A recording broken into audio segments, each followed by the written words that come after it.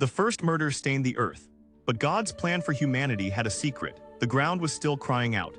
The voice of his brother's blood, a scream that only God and Cain could hear, as it is written in Genesis chapter 4 verse 10. He was now a wanderer, cast out from the presence of the Lord. Imagine that weight.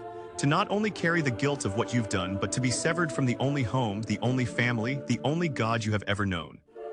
His heart cries out in fear, "My punishment is more than I can bear."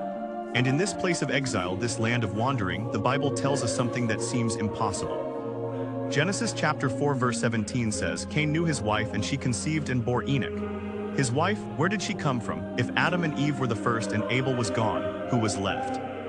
This question has echoed for centuries, but the answer was never truly lost.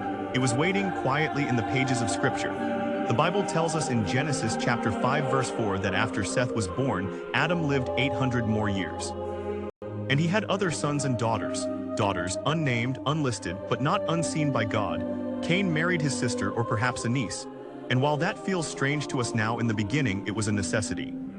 It was the only way to fulfill God's very first command to be fruitful and fill the earth. But the real miracle isn't the answer to the puzzle. It's the proof of God's unstoppable grace. Think about it. The story of humanity was nearly over before it began, marked by jealousy, murder, and exile. But God, in his mercy, already had a plan. He worked through a forgotten daughter, an unnamed woman. A person in the margins of the story to carry life forward. He proves that no sin is so great it can derail his sovereign will. His plan for redemption was already in motion. As Acts chapter 17 verse 26 declares, from one man he made all the nations. One family, one story of failure, and one promise of redemption that weaves through it all. Your story is not defined by your worst moment. God is still working. He uses the broken pieces. He redeems the wanderer, and he builds his kingdom through the parts of your story you thought were forgotten.